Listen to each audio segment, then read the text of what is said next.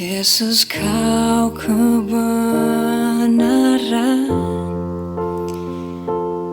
yang menyelamatkanku.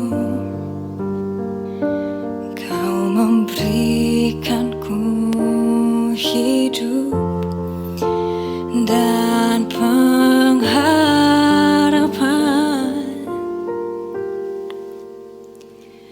Ku ikut kehendakmu, ku perlu anugerahmu. Ku nyatakan janjiku kepadamu.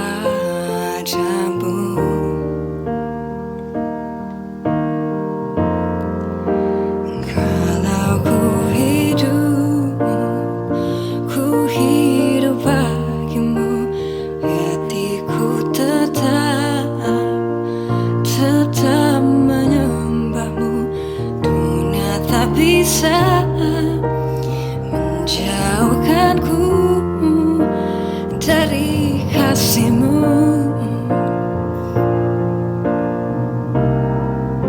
Selama ku hidup bagimu, mataku tetap memandangmu. Dunia tak bisa menjauhkanku dari kasih-Mu.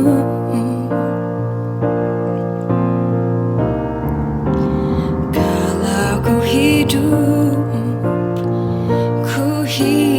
bagimu, hatiku tetap menyembahmu. Dunia tak bisa menjauhkanku dari kasih-Mu.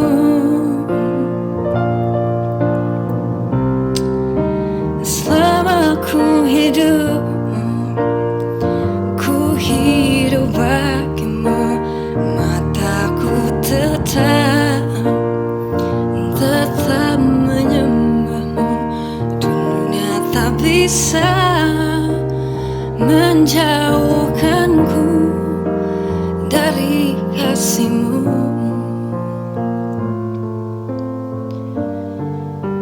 Oh, dunia tak bisa menjauhkanku dari kasih-Mu.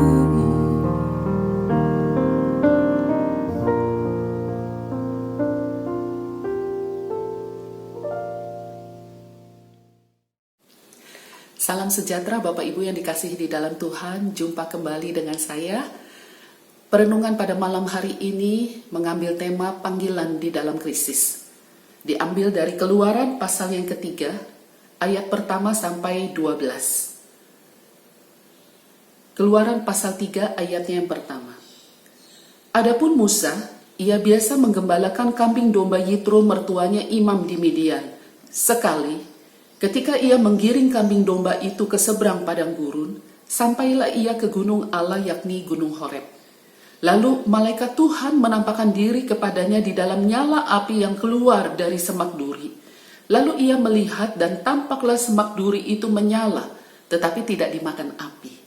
Ayat keempat, ketika dilihat Tuhan bahwa Musa menyimpang untuk memeriksanya, berserulah Allah dari tengah-tengah semak duri itu kepadanya, Musa, Musa.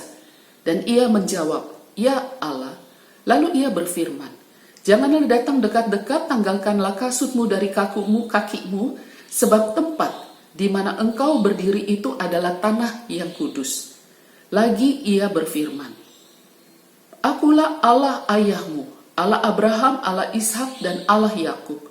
Lalu Musa menutupi mukanya sebab ia takut memandang Allah. Dan Tuhan berfirman, aku telah memperhatikan dengan sungguh kesengsaraan umatku di tanah Mesir, dan aku telah mendengar seruan mereka yang disebabkan oleh pengerah-pengerah mereka. Ya, aku mengetahui penderitaan mereka. Ayat ke-10. Jadi sekarang, pergilah, Aku mengutus engkau kepada Firaun untuk membawa umatku orang Israel keluar dari tanah Mesir. Ayat 11. Tetapi Musa berkata kepada Allah, siapakah aku ini? Maka aku yang akan menghadap Firaun dan membawa orang Israel keluar dari Mesir. Musa menjawab panggilan Allah. Siapakah aku ini? Sehingga aku yang akan menghadap ke Firaun dan membawa orang Israel keluar dari Mesir. Panggilan Allah di dalam hidup kita. Bapak Ibu yang dikasihi di dalam Tuhan Yesus. Seringkali kita mengartikan panggilan Allah di dalam hidup di dalam skop yang kecil. Yaitu tentang pelayanan di dalam gereja. Yaitu tentang bagaimana kita memenuhi pelayanan yang diberikan kepada kita. Panggilan Allah di dalam hidup kita tidak selalu diterjemahkan dengan pelayanan. Panggilan Allah di dalam hidup kita di dalam skop yang luas adalah bagaimana kita memenuhi tugas dan tanggung jawab kita secara pribadi yang sudah Tuhan tetapkan untuk kita bisa menjadi berkat di dalam dunia ini. Ada orang yang dipanggil menjadi guru.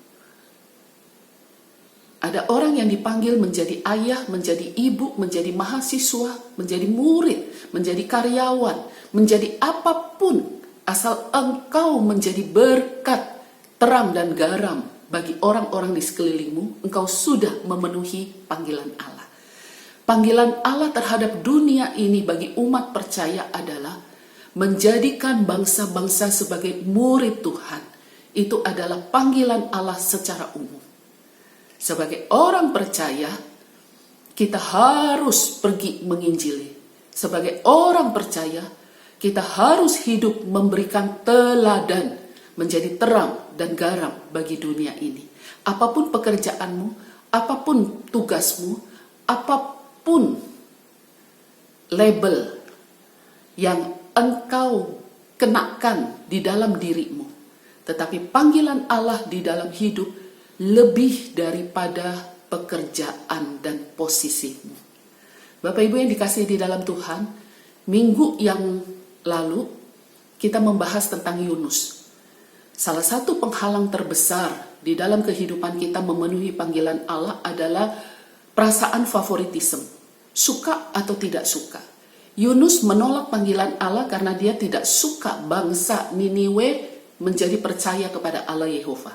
Tidak suka. Pokoknya nggak suka, maka saya tidak mau mengerjakan. Saya tidak suka untuk saya sekolah. Saya bukan tipe orang yang suka sekolah. Saya nggak suka. Saya nggak suka dikurung terus di rumah. Saya nggak suka melakukan ini. Pokoknya saya nggak suka. Maka ada berapa banyak kesempatan karena saya tidak suka. Itu hilang begitu saja. Hal yang kedua adalah terjadi di dalam diri Musa.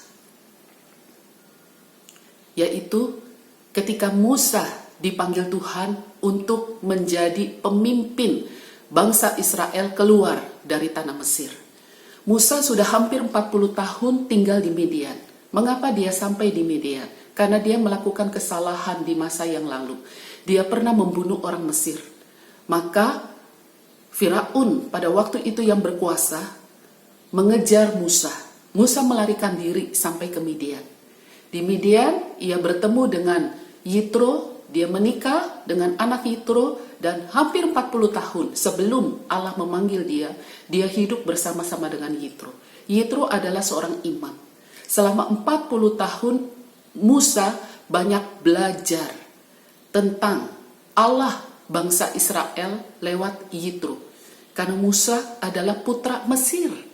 Sejak dari bayi dia dididik menjadi orang Mesir. Mungkin sedikit pengetahuan tentang Allah Yehova. Tetapi ketika dia tinggal bersama dengan Yitro, 40 tahun dia mengenal Allah orang Israel. Tetapi ingat Bapak Ibu, pengetahuan yang banyak, pengetahuan yang dalam tentang Tuhan, tidak serta-merta membuat engkau akan memenuhi panggilan Allah dengan sempurna. Tidak. Musa mengenal Allah, mengetahui Allah Yehova, tetapi ketika dia mendapatkan panggilan dari Allah Yehova untuk menjadi pemimpin dari bangsa Israel, dia menolak. Dia meragukan dirinya dan dia berkata, siapakah aku ini? Siapa saya Tuhan? Saya adalah korban dari masa lalu. Saya adalah korban dari situasi. Sehingga saya terdampar di Midian. 40 tahun saya ada di sini. Masa saya jadi pemimpin orang-orang keluar dari tanah Mesir? Siapa saya ini Tuhan? Bapak Ibu, mental saya adalah korban. Itu adalah mental yang mematahkan panggilan Allah di dalam hidup kita. Banyak orang percaya tanpa mereka sadari, mereka memiliki mental saya adalah korban. Saya adalah korban COVID-19. Saya adalah korban dari situasi. Saya adalah korban PHK. Saya adalah korban dari orang tua. Saya adalah korban broken home. Saya adalah korban dari guru saya yang tidak bertanggung jawab. Saya adalah korban. Ketika engkau berpikir engkau adalah korban, maka engkau menjadi tidak percaya diri lagi melihat masa depan. Ketika engkau merasa dirimu adalah korban, engkau akan memiliki suatu keinginan untuk dikasihani. Engkau tidak lagi menjadi orang yang tangguh, yang mampu menjalani kehidupan ini. Karena apa? Karena saya adalah korban. Berapa kali kita menolak panggilan Allah karena kita adalah korban. Kita lihat di dalam situasi yang seperti ini. Ada orang-orang yang bermental pejuang. Tetapi ada orang-orang yang bermental saya adalah korban. Orang-orang yang bermental pejuang, dia melihat sekalipun saat ini peluang saya begitu kecil, tetapi saya harus syukuri ini adalah peluang saya. Dia terus menjalani kehidupan dengan semangat, pantang mundur. Tetapi mari kita lihat orang-orang yang bermental saya adalah korban. Mereka mengumpat, mereka ingin merasa dikasihani. Mereka berkata, gara-gara PSBB ini, saya nggak bisa cari uang. Saya korban situasi. Sekarang hidup saya susah. Saya nggak punya duit. Bisanya hanya ngomel. Bisanya hanya minta dikasihani. Bisanya menunggu bantuan orang memberikan pertolongan kepadanya. Bapak Ibu ada di posisi mana? Ingat, mental saya adalah korban. Itu menjadi penghambat besar bagi kita memenuhi panggilan Allah. Musa mengingat kehidupannya. Siapa aku ini Tuhan? Saya adalah korban dari situasi. Saya pernah bunuh orang Mesir. Saya sekarang melarikan diri. Saya ada di tempat yang terpencil. Masa saya harus kembali lagi ke Mesir menghadap Firaun? Siapa aku ini? Aku harus menjadi pemimpin bangsa Israel. Mental saya adalah korban, membuat Musa tidak percaya diri untuk dia memenuhi panggilan Allah. Bapak Ibu, apakah engkau seorang yang bermental saya adalah korban? Mari kita masuk di dalam doa.